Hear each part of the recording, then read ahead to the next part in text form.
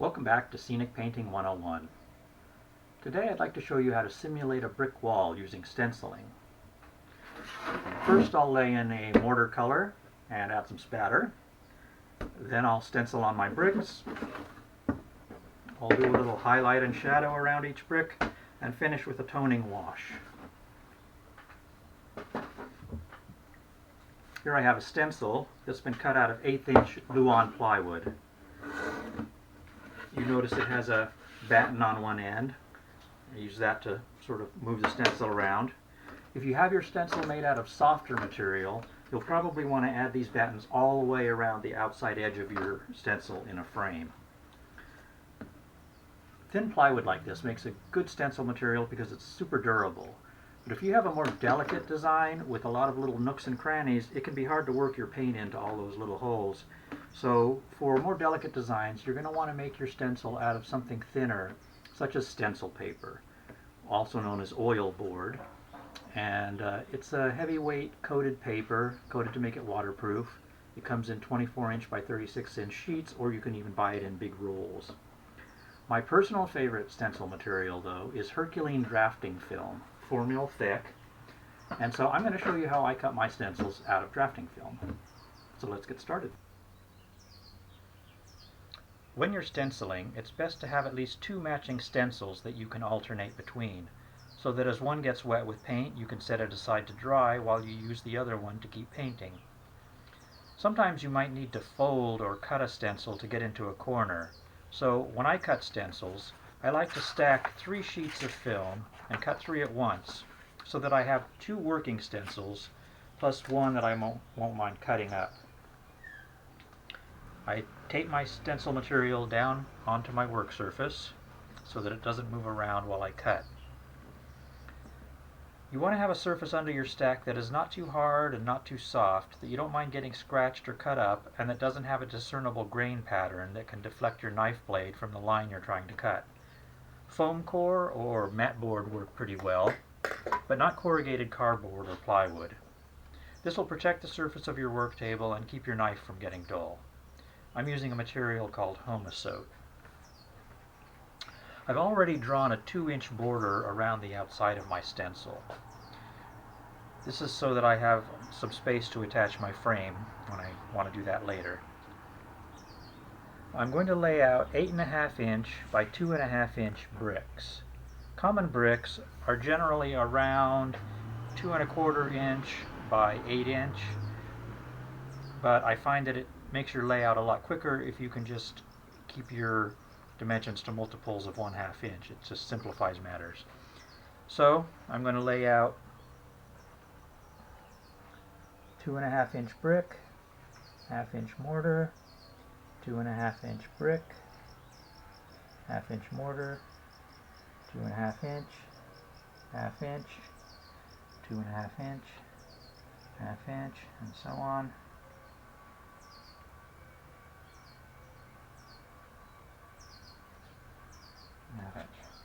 You do this on both sides.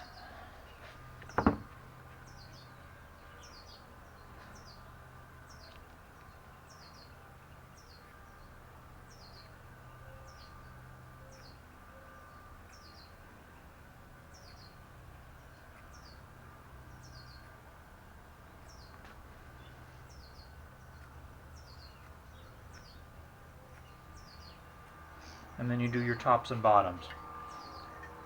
On the top and bottom, you're going to go 4" and then 1/2" all the way across. 4", 1/2". 1, 2, 3, 4. 1/2. 1, 2, 3, 4. 1/2. 1, 2, 3, 4. 1/2. 1, 2, 3, 4. 1/2.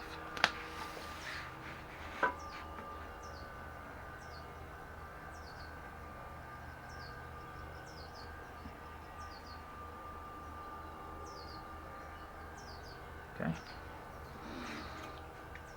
I've already done my bottoms here. And we're going to connect our horizontal lines.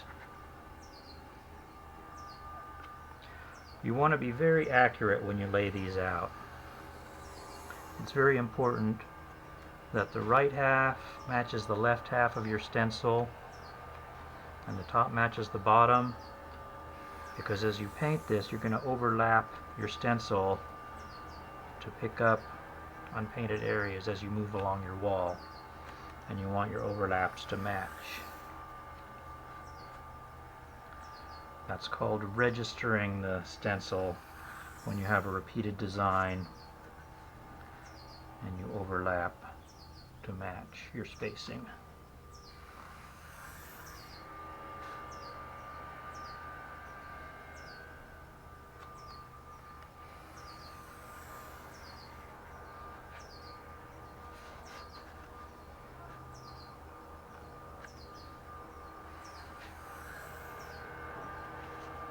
Got a little off on that line. Let's fix that.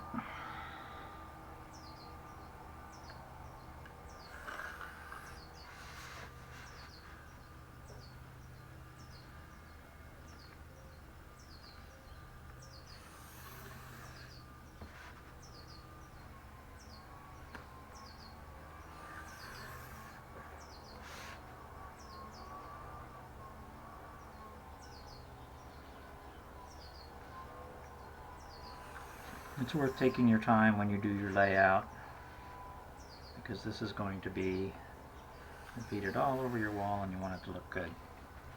After you've done your horizontals, you're going to do your verticals, and you're going to skip every other brick here so that you give your bricks the offset look.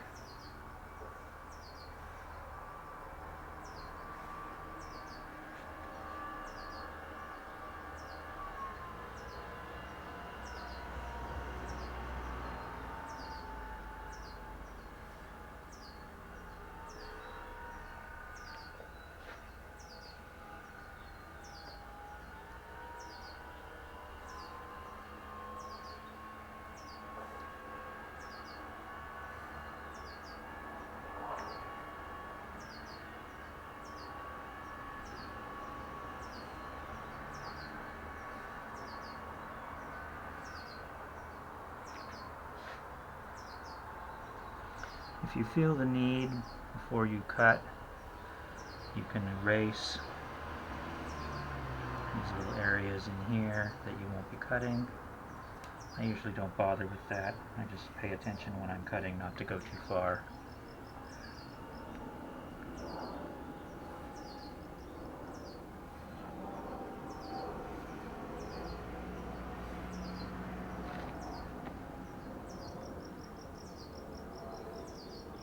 Oops. Mistake.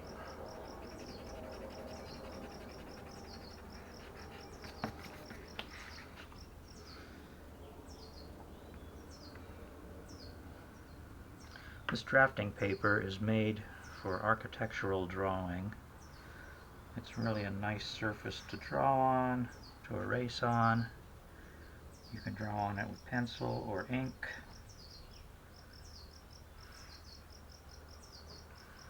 To erase ink, you just use an X-Acto knife and you scrape away the ink where you don't want it.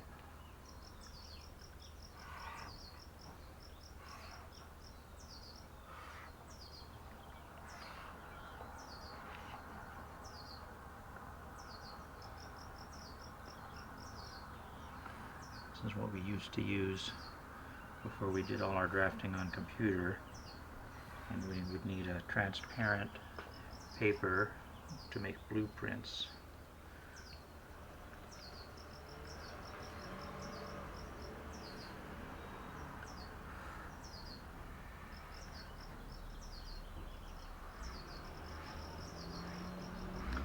Okay, so now that I'm all laid out, I'm ready to start cutting. You always want to start with a good sharp knife. I usually start with a fresh blade in my mat knife. A sharp knife is safer than a dull one because you don't need to exert as much pressure on the blade to make your cut, and you can focus more on control.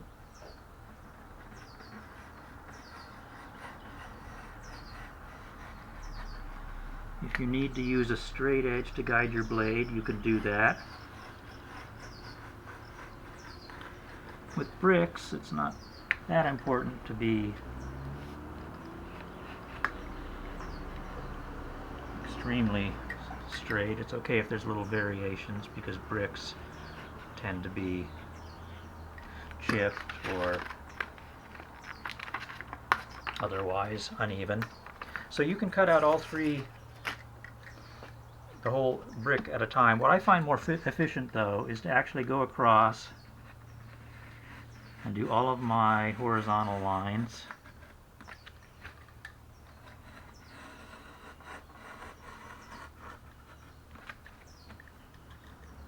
Making sure you don't go too far because you don't want to weaken your mortar stencil there.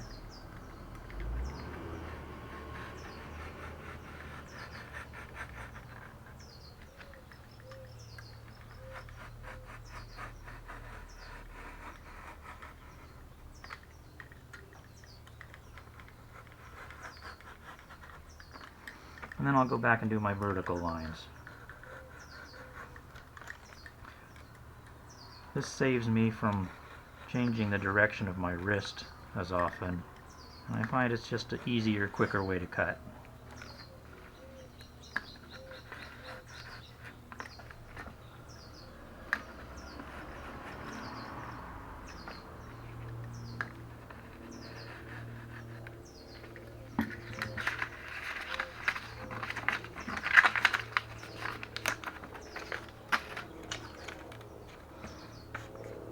If you're going for an older brick look, you might want to round over your corners like this.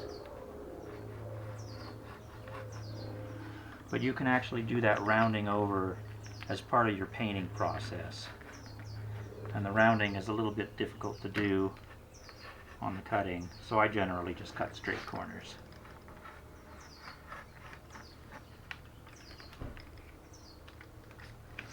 So I'm going to go ahead and finish up this job, and then we'll pick up later with the painting.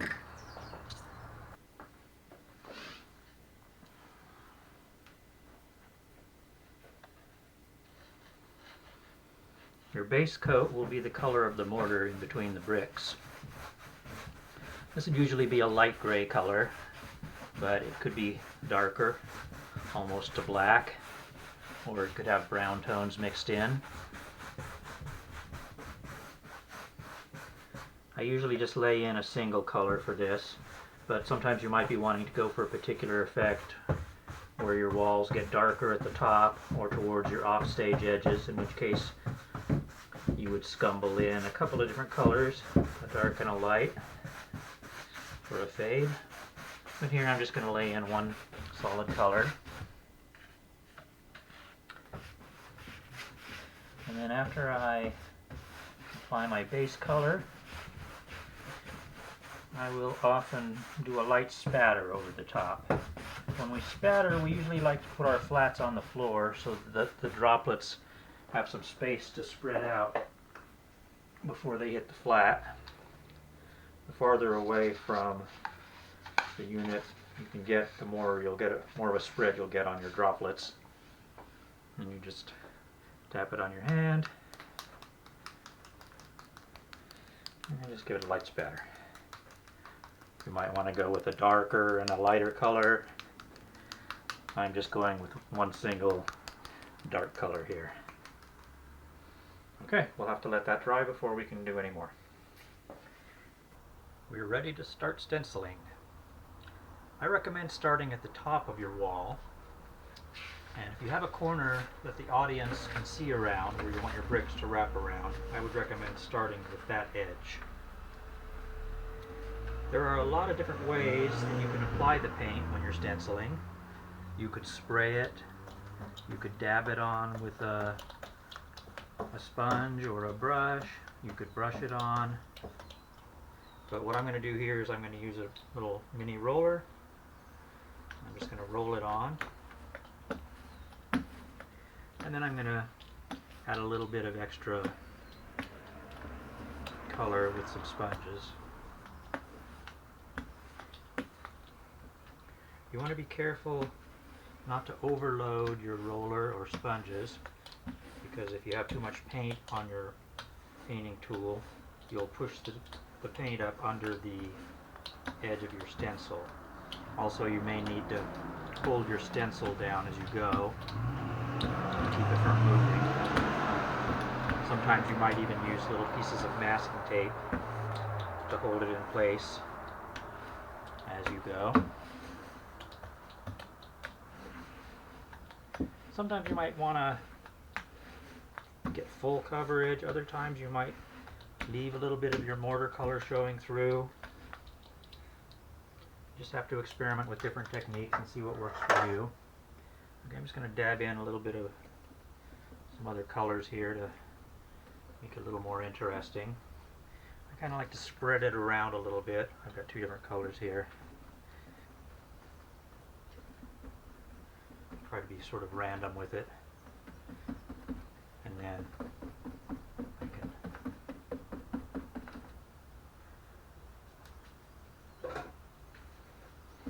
blend it out if I want to blend it out.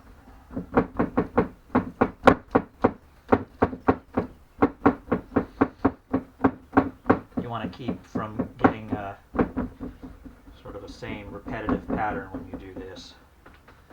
So if you don't turn your sponge around, you might get sort of the same image repeating, which will look funny to people.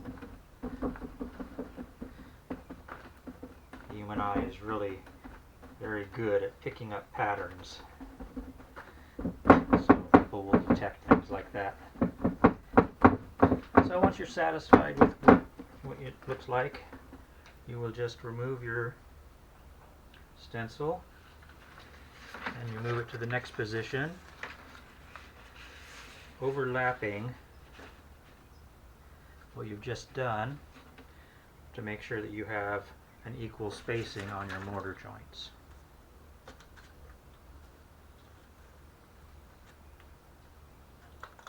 You want to work the paint out of the roller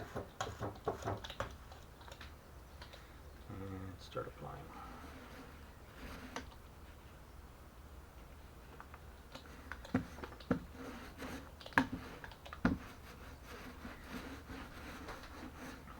You don't want your paint to be too watery when you do this. I worked out a little bit too much there, I think.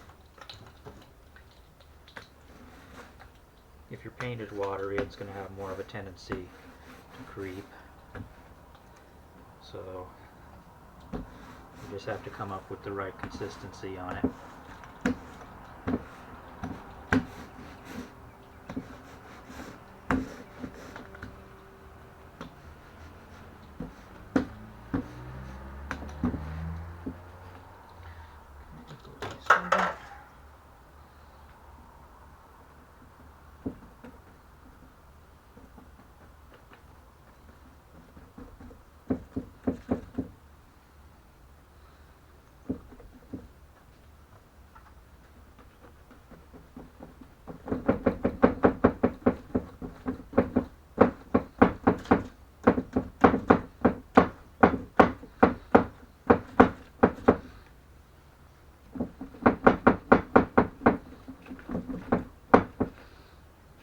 When I'm painting, I always like to have a damp rag handy.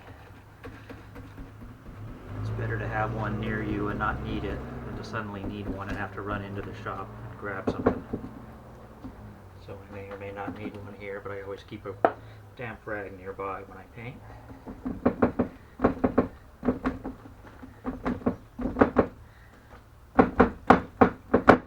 Okay, good enough. Got one more run to do, it looks like.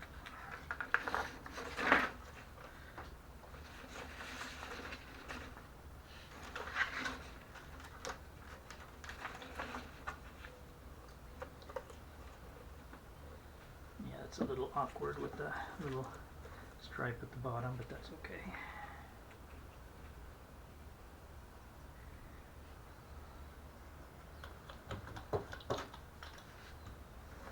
I'll just have a little extra wide mortar joint on the bottom. A lot of times the bottom of your wall you'll do something different with anyway. You might do a little gray stripe like a concrete base. might just work a bunch of brown paint in there like it's dirty down at the bottom of the wall.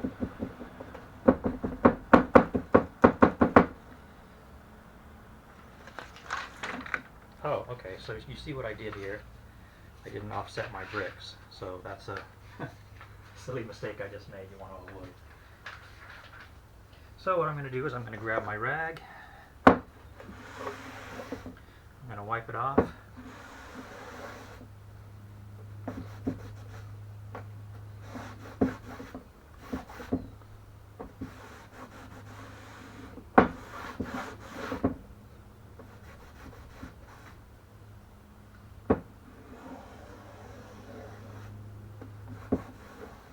Let's try that again.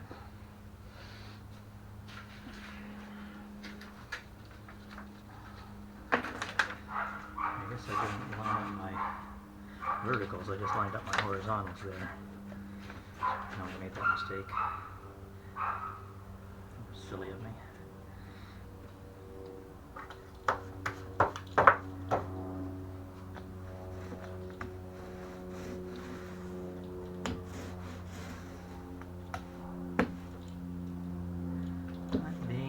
Fix your mistakes is always a valuable skill, because everybody makes mistakes.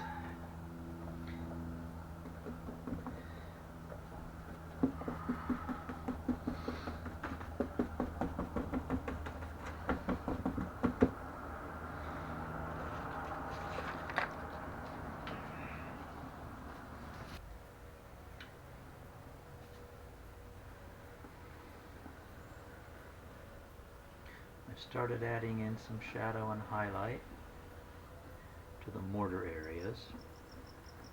If you know which direction the light is coming from on your stage, then you can figure out which sides should get the highlight and which sides should get the shadow.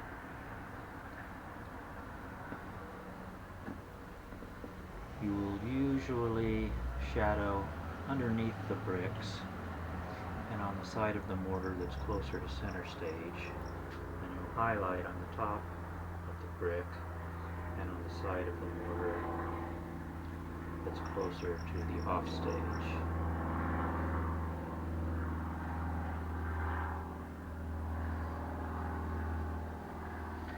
I usually like to do my horizontal lines and then go back and hit my verticals.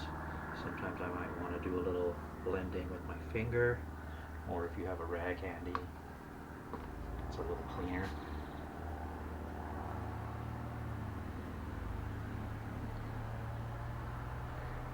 You want your paint to be nice and thin so it flows from the brush. This is actually a little on the heavy side here. It's nice if it's just a nice wash that allows your mortar spatter to show through. If it's too washy though, if it's too wet and there's no binder, then it may get rubbed off when you do your final toning wash.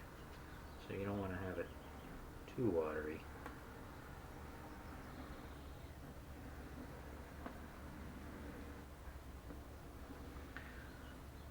You can use a lining stick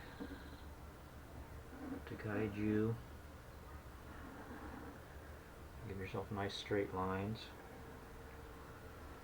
or you can freehand it.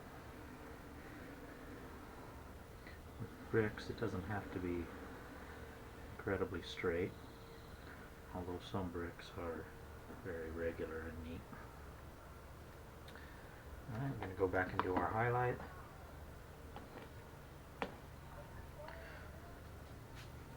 Another thing with highlighting and shadow is that you don't necessarily need to do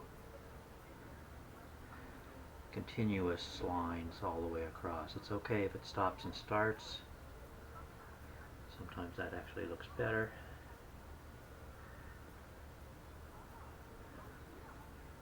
And depending on the sort of the age and the wear and the regularity of the bricks that you're trying to simulate.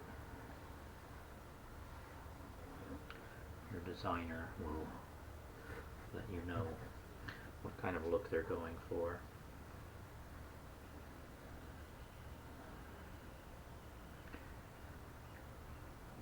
If you walk around the city and look at brick walls, you'll notice that you really don't see a lot of highlight and shadow on most brick walls. Most bricklayers are very careful when they lay the bricks. The mortar is almost flush with the surface of the bricks, so you don't get a lot of highlight and shadow under and around. But in the theater, we need to sort of heighten all the details so that they show up at a distance and under the stage lighting conditions, varying conditions of brightness or darkness. So we always want things to look a little bit more emphasized. The relationship of scene painting to realistic painting is like the relationship between street makeup and stage makeup, or no makeup at all.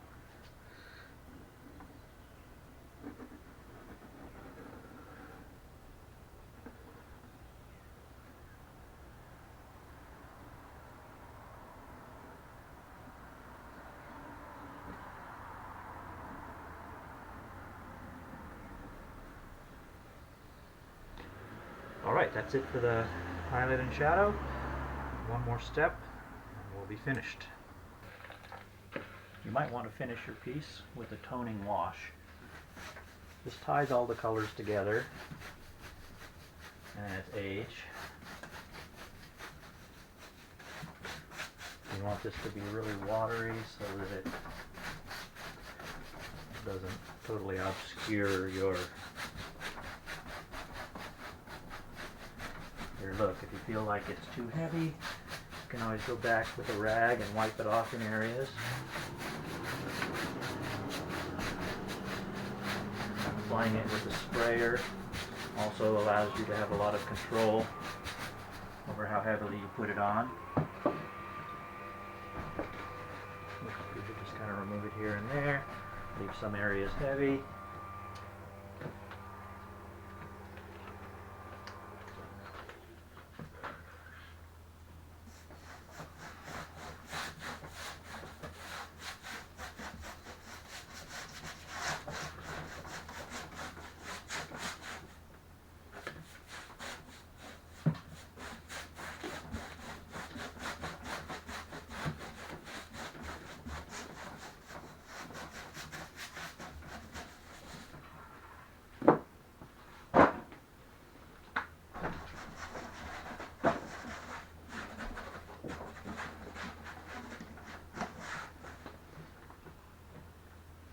Other techniques I like to use on old walls is dripping it on from the top.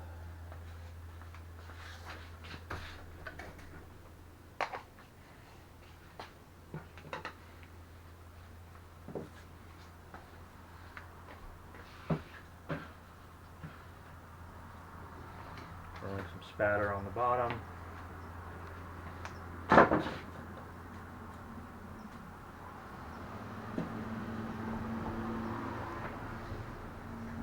Guide the drips if you feel that adds to it.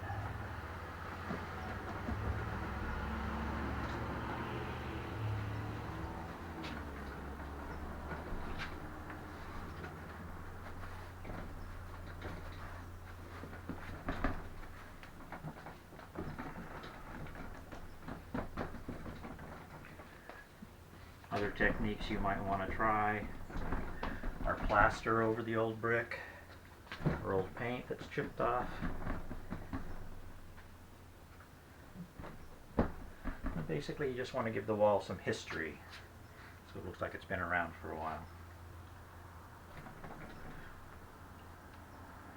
That's it. Being able to lay out, cut, and use stencils will be valuable additions to your scene painting skill set. Anytime you need to repeat a pattern or image over a large area, you can use stencils to speed up the repetitive layout work. Thanks for watching.